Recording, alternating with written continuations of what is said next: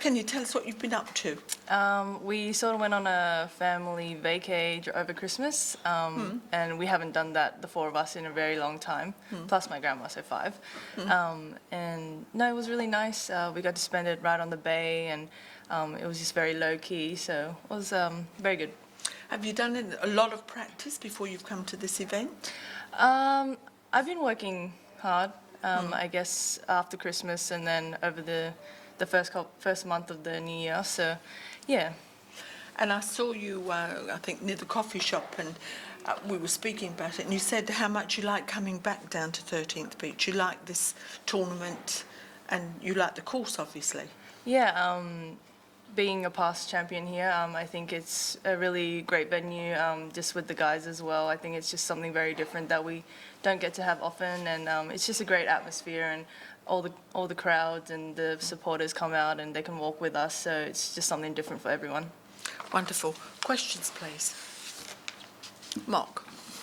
Minjee, how do you go mentally every time you turn up somewhere where you're the number 1 player in the field by the world rankings? I'm not sure if I'm the number 1 rankings right now, but in this field? In this field, I don't think I am. Jong-un 6, I think, is above me. Oh, yeah. Yeah. So we've all been at shut up, Hazy. We've all been on holiday. We're all rusty.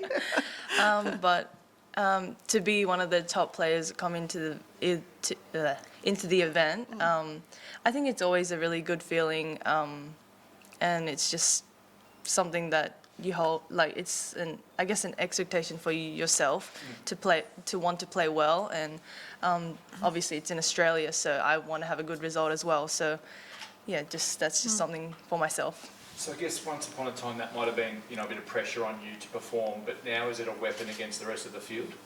I think it's more motivation, more than a stress now, but obviously a little bit of stress, but yeah, just a little more motivation for myself, just to get my butt in there and do well.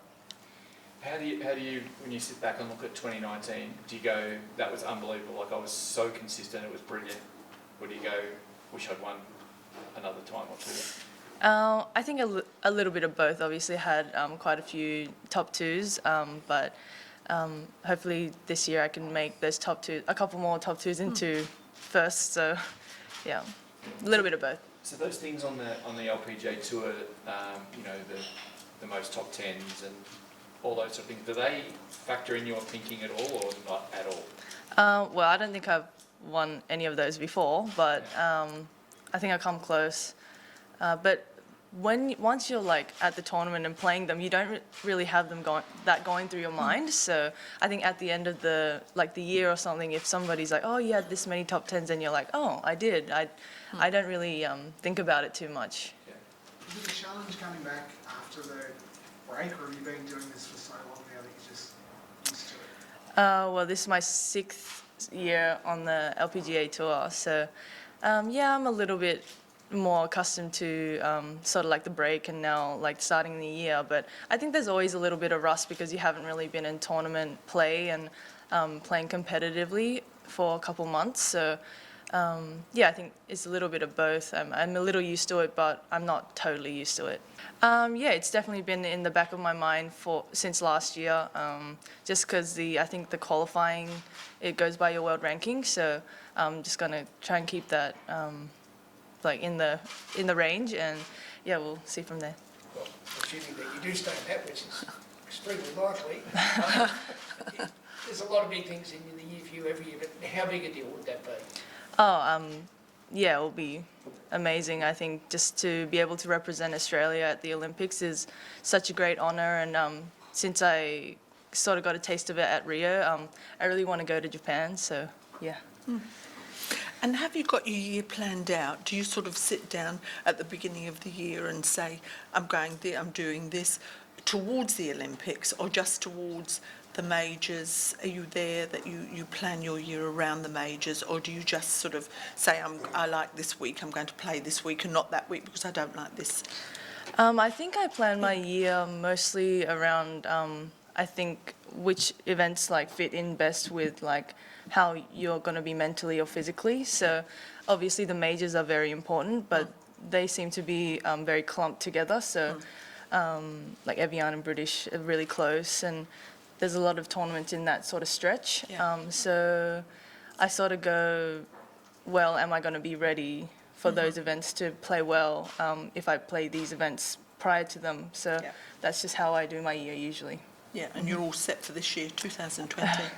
I think there might be a little bit of change depending on which extra events that I have to play for my sponsors or Yes. things like that. Yes. So I haven't quite set in stone yet, but it is still early in the year. So Okay, great.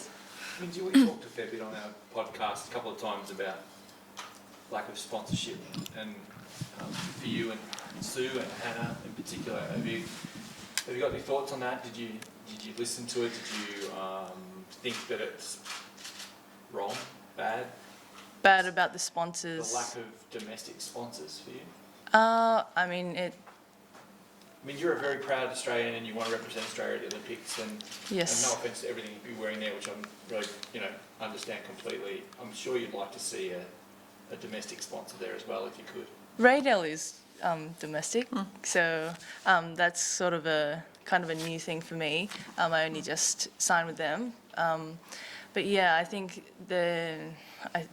I don't really want to be like offensive or anything, but it has come to my attention, and like you guys talk about quite a lot, there isn't that many Australian sponsors for the Australian players, so it would be great to see somebody come on board and do that. Look, you talk about your sponsors, like you've got your sponsor commitments and you go and fulfil them and you do your days and happily, and they love you doing it. It just seems to me like that should be something that the Australian fans and sponsors should, get a crack at. Yeah, I think definitely, but because a lot of my sponsors are Asian, I think maybe golf is maybe a bigger, it's just bigger in their countries or in their world, so it plays a bigger part in, I guess, maybe their lifestyle. So I don't really know. Maybe Australia has different sports that they are more into. Spoke before about the top two, top three finishes that you had in 2019. Come Sunday, if you're in contention, does that sort of play on your mind with how you might attack certain holes, given you were so close, like to play a little more aggressively, or does that change at all? Well, I don't think so. Personally, when you go out there, you're not like, oh, I had so many top twos and I really want to win. Like, I don't think that's really the mentality that I usually have when I'm playing. So I just try and go out there and have fun, but obviously when I can play aggressively and if I need to be a bit more conservative and smart, then I will be. Can I ask you one more Olympic question? Certainly. I'll answer that for her.